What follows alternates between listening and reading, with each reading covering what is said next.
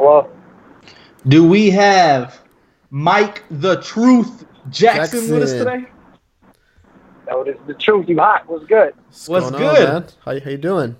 Shit, I'm doing well. Just wrapped up. Solid training session. It's probably the hardest one I had in a long time. Nice. But no, it was solid. I was able to take a selfie when I was done.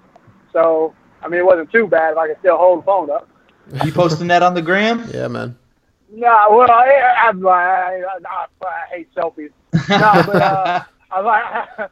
I do like little post-fight training, just to let people know how what's going on. Gotta provide the content, for the people. Yes, sir. But now I just left Whole Foods. Man, diet, man, is one of those things that I hate. For me, I'm a big foodie. I love to eat. I love that. Well, that's actually the main reason I don't fight at 55 anymore, because I love to eat. Yeah. But I do too. I had to pick up some food, and I was looking, and I was like, man, I need flavor when I love Dr. Pepper. Probably don't sponsor me yet, but I need something with a little flavor, and I had to stop by Whole Foods. Man, this is lemonade. This little girl, her name is Michaela, and she started up this lemonade company. I think she's like 9 or 10 now, and man, it's so good. Give her a shout out. What's the name of it? Oh, okay. Oh man, I have to look it up real quick. So Mike the Truth Jackson fighting on arguably one of the biggest cards of the year, absolutely stacked. UFC 225, June 9th against CM Punk. The stage does not get any brighter. How you feeling about it, man? I'm feeling good because I'm going to have Me and the Bees lemonade.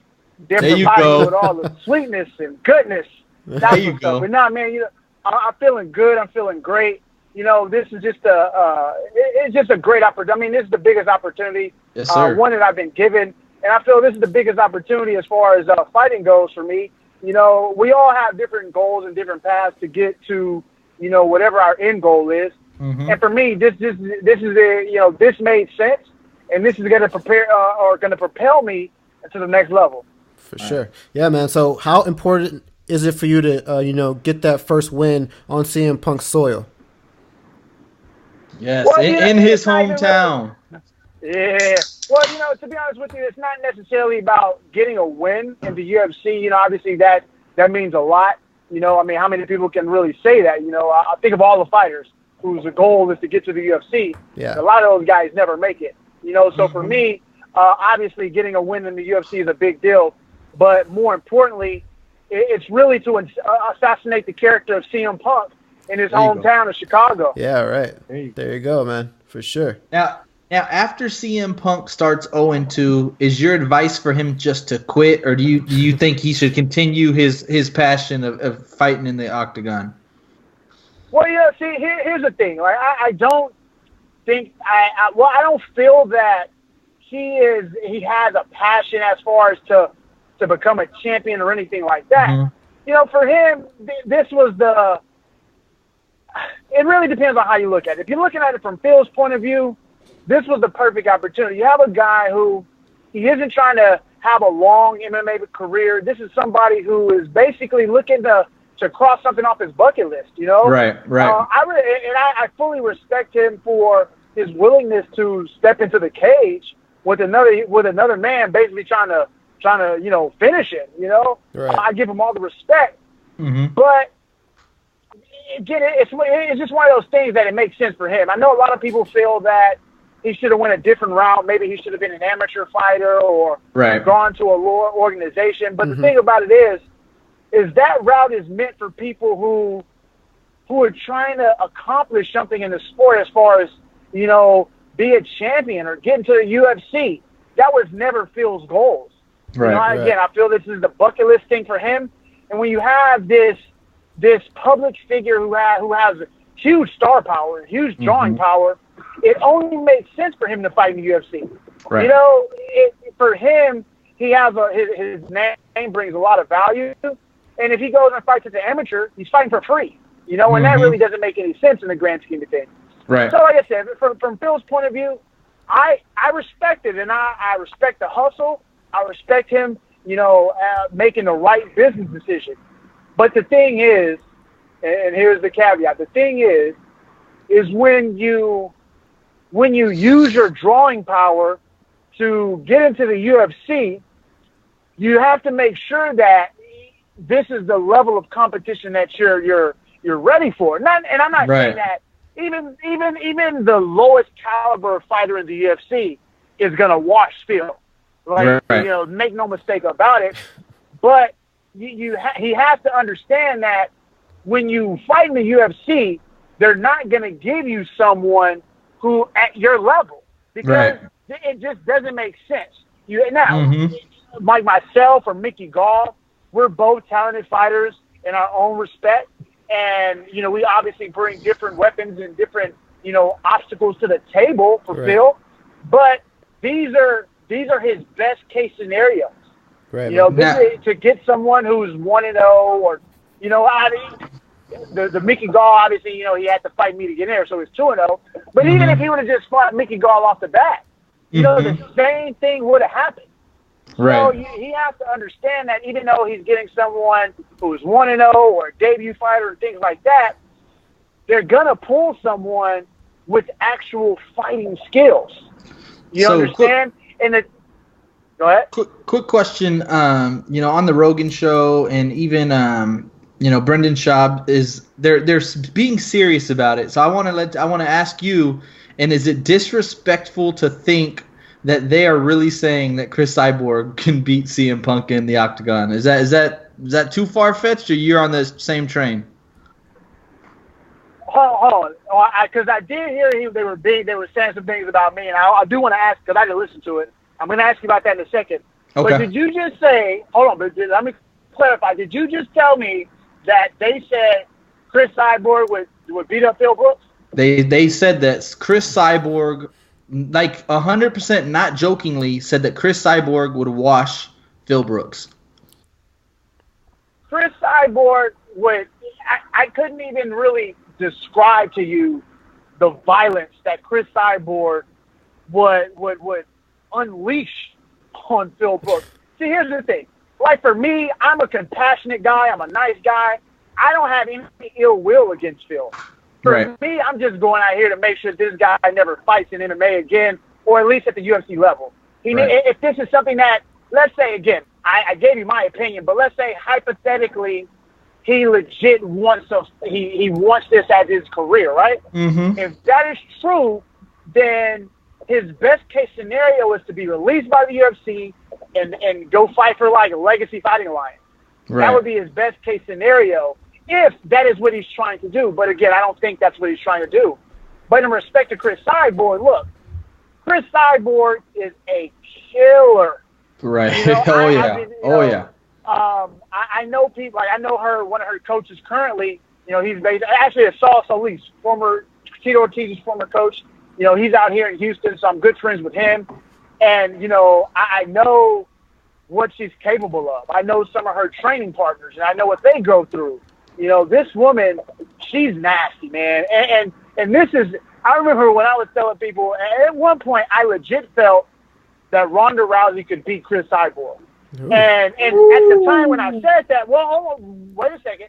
I said this was even before the Holly Holm fight. And at the time, being that just the styles of Chris Cyborg, I still believe that at that time that Ronda Rousey could beat that Cyborg. Right. But now we have this evolved Cyborg. This is a different animal. This is a more patient animal. This is someone who is more look. She's going in there calculated. She knows what she's going to do. She's not just going out there to destroy people anymore. She's out there. She's a legit mixed martial artist now. Is it silly? I thought she was just. Huh? Is it silly to think Amanda Nunes has the chance with her in the octagon? It's not. It's silly in a. I want to answer this the right way. I think that Chris Cyborg would be the favorite, but I think that, of course, I think it may be obvious, but I think that Amanda Nunes has the best chance to beat her. I disagree. I think the person who had the best chance to beat her was Holly Holm. Okay. Just as far as stylistically goes. Right, and it was a good fight. It was a good fight. And not to say that Amanda can't win. I'm not saying that. But the chances of her winning are very slim. Right. And it's not to take anything away from Amanda. It's just Cyborg is a different kind of animal, man. Like, this is a woman. This is a world beater. I feel that Chris Cyborg, she lights up men as well. She even at a 45. Can she be like the champion at 45? Maybe not. But I think she can hold her own with legit UFC featherweights. Right. Sure, man. So, in terms of your training for this fight on June 9th, man, what's your training regimen been like, man? How are you preparing for this for CM Punk? Are you having to train as hard? Are you training more because you feel like you have something to prove? Or you guys are cutting out. What happened? Hello? I said, how's your He said for your training on June 9th. Hold on. Uh-huh. Yeah, how's your training regimen for Hold on, real quick. I apologize. Sorry about that. Real quick. I'll ask you a quick question while he's coming back to us. Is there like not a dream fight in the UFC? Brock Lesnar and like John Jones, like DC Brock Lesnar. There's a couple. Real quick, LJ's back. You cut out for a little bit, so give me one moment. Is there a dream fight that you would want to see for yourself? Dream Connor. Oh, that would be a fun fight. No, of course. Well, I think Connor sleeps him. To be honest with you, I agree. I agree. Me too. And again, I'm not saying that Khabib can't win because again, I think Khabib can take him down and maul him just like what Khabib does. Mm-hmm. But at the same time, just like he started Jose, I think the same thing can be said about Khabib. Right. But as far as the dream fights, there's only one fight I want to see, man.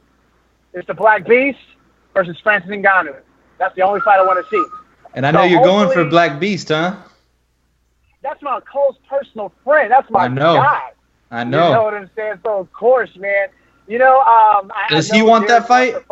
Yeah, okay. Of course. I mean, Derek's called it. You know, I think. But see, here's the thing. Derek just wants to fight, man. He just wants a good fight. And to be honest with you, I think Francis and Derek Lewis, if that fight ever came to fruition, I think that would probably, especially with the right marketing machine behind it, that fight could be the biggest fight ever in the UFC. And it's not a title fight or anything like that. It's just the personalities. You have these two these beasts of fighters, and Derek and as far as Francis. And it's just, man, people want to know who's going to knock each other because you know it's going to get knocked out. Right. People want to know who's going to knock the other one out. You know what I think we see before that? Francis versus Brock Lesnar. How do you feel about that fight? Man, to be honest with you, I don't even know. That's a good fight. That would be a good fight too. I would like to see that. Yes, sir. On the grounds of it, because we obviously saw Francis's wrestling get exposed. Yes. And we obviously know Brock's background, and we know Brock. His striking will, is not on par. But and the reason I want to see that, and this is the kind of the caveat to this, is that Francis' striking isn't as good as people think it is. Okay. He's a hitter, and if he touches you, it's a wrap, Mm-hmm. But as far as a technical striker, he's not a Cain Velasquez. He's not a Stipe. He's not even a Junior Dos Santos. And I don't even think Junior Dos Santos' striking is good, to be honest with you. Mm-mm. It's good for MMA. And again, he's a hitter. But as far as technical striking goes, Junior Dos Santos doesn't have it. Mm-hmm. He's a good MMA striker. And again, no disrespect to what he's done and what he's doing. But as far as imagine a Junior Dos Santos in a boxing match with a it doesn't even have to be a Klitschko, just any high-level top 5 boxer in the world, right? Right. Junior Dos Santos gets washed. Stavern would wash him. Yeah, because it's a different animal. So, and again, the reason I bring this up is because the people like to talk about JDS's boxing. And I'm just like, that's not boxing. Mm-hmm. That's striking in MMA. Now, striking in MMA is cool. That's his thing. Right. But as boxing goes, he's not a boxer, man. So that's why I would like to see Francis and Derek. And Like, maybe even that. Maybe actually, I'll take it back. The Francis and Brock fight may be the biggest fight ever in the UFC. To be honest with you. Yeah, no, I think so. Man, I don't even know. I think so. I'm not put out some feelings on that one. Even Brock DC. That may be the bigger fight. Brock DC, Brock Francis is the fight, I think. Ooh, I didn't even think about Brock and DC. I like that one just because DC's a smaller guy. That's why I like that, Yeah, it'll be good. Yeah. Ooh, I don't know. The heavyweight division. There you go, LJ. Yeah, man, it's the heavyweight division, and these guys are hitters, man. These dudes can end your night in one punch, or one strike or one kick, So, but I think now that we're talking about it, having this conversation, the biggest 3 fights ever could be made in UFC biggest four. Biggest four is Beast and Ngannou, right, or Beast and Brock, or DC and Brock, or Brock and Ngannou. Those would be the biggest fights ever. One of those four would be the biggest fight. I got to ask you, last one. Now that we're just talking dream fights, I apologize. Brock John Jones. You don't want to see John Jones get in the mix with some of these guys? Nah, not just I'm a fan. I'm a fan of John Jones. I think he's arguably. Well, I'm not going to argue. I think he's the best. One of my favorites. The best 12-fighter ever. I think he's arguably the best fighter ever. But the reason I don't want to necessarily see him because I already know what's going to happen. John Jones is going to wash him. So it's not, he's not heavy-handed. It's not really, huh? He's not that heavy-handed when you're talking about those four that we've been talking about. Well, it's not necessarily a heavy-handedness. It's just what John Jones. Now, I would like to see it as the fight itself. Yes, I would like to see it because I would like to see the wizardry of John Jones and what he could do to Brock Lesnar. Mm-hmm. From that's it. That would be the only thing. But again, there is no like what if. Like I legit feel John Jones beats Brock Lesnar 10 out of 10 times. Right. The other fight, skill-wise, I think John Jones beats Brock 10 out of 10. But with the other fighters, there's all these sort of variables. Like, again, if you do Brock and DC, DC, but again, DC is going to be way undersized, If you put Brock and Francis, it's like, well, we know Francis doesn't necessarily have the wrestling that Brock does, and vice versa, Brock doesn't have the striking, so what's going to happen? And then again with Derek. But with John Jones, it's like, I know what's going to happen with that fight, so it's not necessarily a dream fight for me. Well, on wax, I'm predicting DC versus Brock, and I got, of course, Derek Lewis versus Ngannou. I think both of those fights happen. I like him. Let's see if I'm gonna text Mick right after we get off my close personal friend Mick Maynard, matchmaker for the UFC. I'm gonna text him real quick. And there you go. And I'm gonna text him right now. Cool. We on the phone. I forgot I can talk and text at the same time. There you go. Yeah, man. So in terms of your fight on June 9th, man, how has your training been? Are you preparing more for this fight? Are you preparing less because it's CM Punk? Like, what's your training regimen been like? Nah, man. No. This is the biggest fight of my career. I'm taking this is my world title shot right here. So sure. No, I'm taking this 100% seriously. I got some great guys coming in as far as training partners. I'm waiting for another close personal friend, Matt Schnell. Yeah, he just got married, so he's on his honeymoon right now. But once he gets back, we're gonna be definitely getting down with the wrestling thing. So, man, again, I'm taking this 100% seriously, just like I know he is. Right, right, of course. And we're going in there to perform, and I have to show the world that I'm here to show the world what I'm capable of doing. Now, do I feel I necessarily belong in the UFC? No, not really. But again, that's not necessarily a goal of mine. I'm a performer and I'm an entertainer. Okay. For me, I enjoy being in front of the camera. I enjoy the limelight. And so I just want to put my skills on display for the world to see. That's it. And obviously to elevate the Mike the Truth Entertainment brand. Yeah, yes, sir. So what should fans expect to see on that night? Like, what are you bringing to the table that they should expect to see? I can answer this for him really quick. He wants a fist fight, and he wants to keep it on his feet. Isn't that right? Oh, of course we want a fist fight. There's going to be a lot of face punching going on. Damn. Yeah. Like I said, second round knockout. Second round knockout? Second round, predicted it. Now a couple quick questions. Since he was a previous wrestler growing up, who was your favorite wrestler? The Rock. The No, Rock. I don't even have to. He's my I second. don't even have to yeah. question it. Think of that. I was a. There you go. I was a Steve Austin fan personally. The fucking rattlesnake. Oh, I was a big look. Those are my 1 and 2. Like I came up to during the Attitude Era. You know, those were the Stone Cold. To be honest with you, was my as far as that Attitude Era. Stone Cold was my number 1 until The Rock became The Rock, and then he just in my eyes, he surpassed him as far as the entertainment value. Because again, I like the showmanship, you know, and not to say that Stone Cold wasn't a showman. He was a showman for his character. But for me, I like The Rock's character more. Now, what happens first? Do we see Ronda Rousey back in the UFC, or do we see CM Punk back in the WWE? Man, I thought he burned that bridge. I don't think. Can he go back? I don't know. Like you said, his name carries some weight. He can probably come back, especially after. Oh, but then, you know what? After I said that, I thought about it. It's like, yo, it's wrestling. Anything can happen. They brought Bret Hart back. Yeah. They bring anybody back. Yo, so I think that the chances are for Punk to go back before Ronda goes back. Oh, sidebar real quick. Mick, he just gave me an LOL. That was all he got for me. That's all we got? I told him, DC and Brock, make it happen. He was like, LOL. Well, you heard it first, man. I think that's what happens. Now, quick question. Are you from Houston, Texas? Born and raised, and more than likely will never leave. Quick question. What is your favorite genre of music? You got a serious question? Hip-hop. Rap. Is it screw? You down with the Houston rap? Local? Oh, of course. I love Houston rap, man. We just got off the phone with ESG. Just got off the phone with him. Oh, that's what's up. You know, I'm down with Lil Flip and all those. Flip, you know, that's the homie. I love what he's doing Flip? right now. Yeah. He comes out to the fight sometimes. He kicks it with us.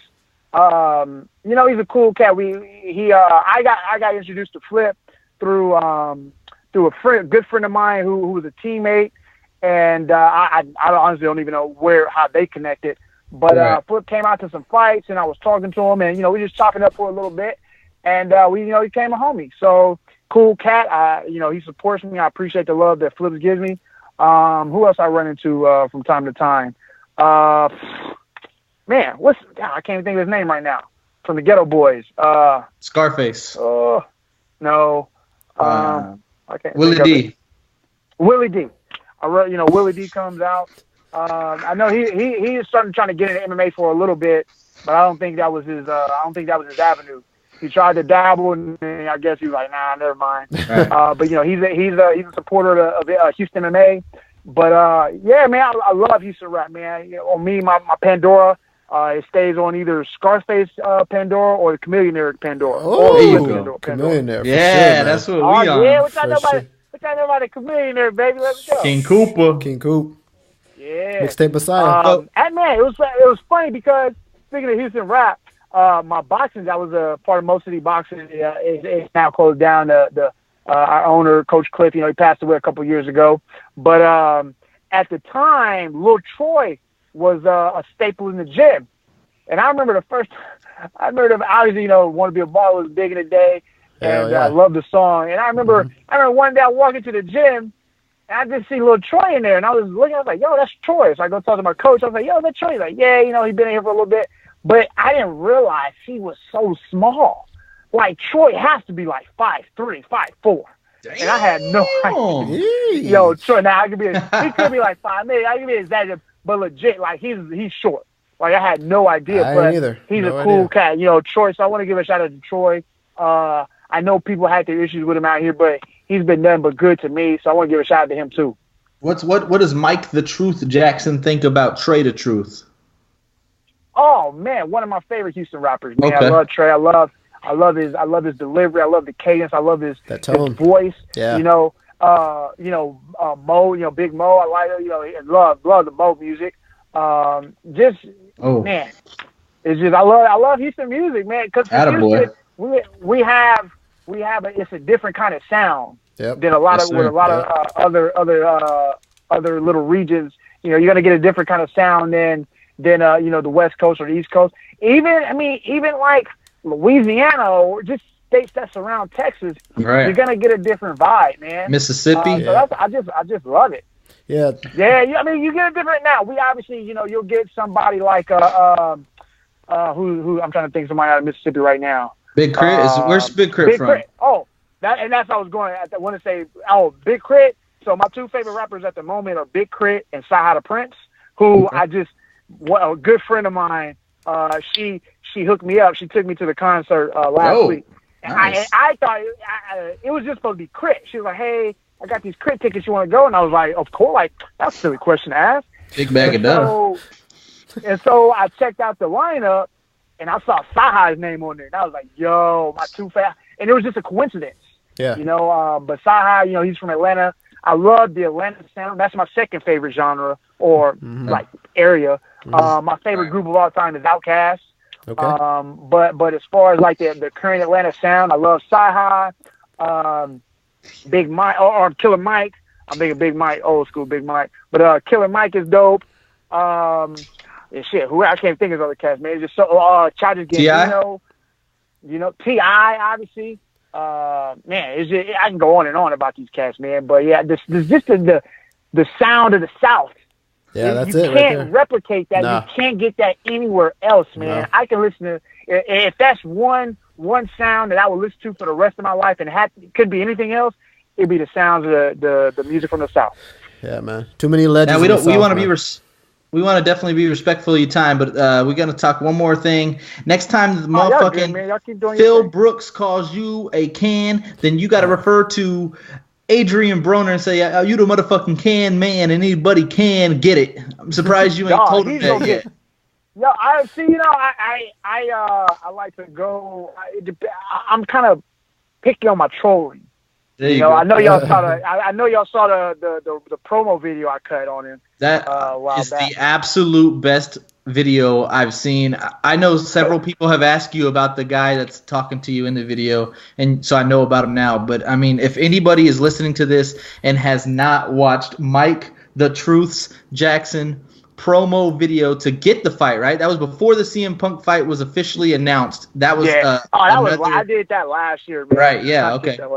Absolutely brilliant. I mean, seriously, it made my day. I sent it over to LJ and was like, "Bro, you gotta watch this. This shit is fucking." I mean, it looked just old school '90s wrestling. It was perfect. So when we did it, they asked me kind of like which direction I wanted to go in. And at that time, on the WCW side, I was an NWO fan, and it was just like, I said, "Yo, we got to go with the NWO." And they was like, "Yo, let's do it." And we hooked it up, and bam, y'all got fucking just greatness out of that video. Quick question, and I guess we'll kind of wrap up with this question. Let everybody, including me and LJ, know about your podcast. What's it about? How can people follow you? I know you also have the podcast as well. So, what's it about? So the podcast it's the Truth About Stuff podcast, and it's myself and the co-host. His name is Richard Burmaster. He and I, we've been friends for I came in 10 years. Around that time, we both worked for Legacy Fighting Alliance. So the podcast is, for us, it's just, we used to do all these road trips together, and just the relationship and what's that say when two guys just click, when you just get two people that like a bromance. Yeah, but I'm sure y'all watch Jesus and Mero. I have, yeah. Oh yeah. Okay, so we're like, now I feel the reason I feel so attached to Jesus and Mero is because I feel they're like me as far as like the humor and things that they say and do, but they're like, if they're at a 10 on funny, me and Rich are like at a 6 compared to those guys. Okay. Yeah. But it's a very similar type of camaraderie between two people, and we just click, man. We just work well together. But as far as the content of the podcast, obviously we talk about fights and things like that because that's what we're involved in. But we also like to bring in pop culture references. Typically the show, as far as like the way it works, is I'll open the show up with some crazy pop culture reference. It could be a Donald Trump reference. It could be Daryl Strawberry. It could be anything, And then and it really just works itself out. And we segue into fights, and We may wrap up with some fights or pop culture. It just really depends, man. We just provide great social commentary on the fight game and, anything that's popping around the world. Awesome, man. Well, hey, everybody needs to go listen to his podcast along with listening to ours. Yeah. Mike, the Truth Jackson, you got to get back on either right before the fight or right after the fight. Yeah, of course. Either I'll do both, man. People can obviously find the podcast at my website, MikeTheTruth.com, but it's MikeTheTruth.com/podcast, and that's the easy way. And then, of course, we're on the SoundCloud, iTunes, Stitcher, all these things. Oh, yeah. So you can go and you subscribe and all these good stuff, man. And tune in, check it out, share it. We just put out number 68 today. But we're big here in like the Houston and Texas area, but obviously we're trying to expand this to a nation or global thing. For sure, man. Yes, sir. Yeah, sure. Well, we appreciate you having us on. Good luck June 9th. We're definitely going to be in your corner rooting for you. We'll be watching, man. And just go out there and do what you do. Yeah, I appreciate it, guys. Thank y'all for having me to get all your guests and your listeners. Yes, y'all can follow me on all my social media at The Truth Jackson, Twitter, Instagram, Snapchat, Facebook, all the good stuff. And then, of course, enjoy this ride. Yes, sir. At UFC 225 in Chicago, the character of CM Punk is no more. Ooh, there it is. Yes, sir. Man. You heard it first. Second round knockout, right? Yes, sir. All right, man. All right. Well, you heard it first. DC, Brock, you heard it first here on Wax. Let's go. That's dope, man. That was Mike the Truth Jackson fighting Phil Brooks, a.k.a. CM Punk, UFC 225, June 9th. I'll be watching for sure. He said it's going to be fist flying. He said it's going to be a bunch of face punching. I was like, holy shit. And I want to be clear. I talked to LJ about this off Wax yesterday. Off Wax. Anybody that gets on our podcast, riding with you for life. Oh, yeah. Okay? Oh, yeah, for sure.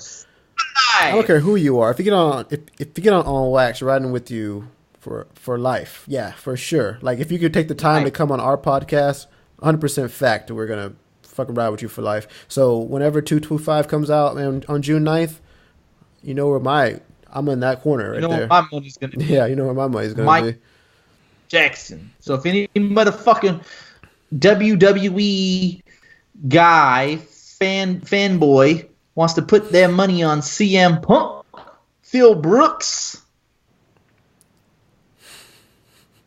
You won't give him that, though. Let's make it happen. Let's make it happen. LJ, JHen, on Wax, the podcast. What the fuck are we doing right now? God damn it. We out this house. Yeah, bitch, man.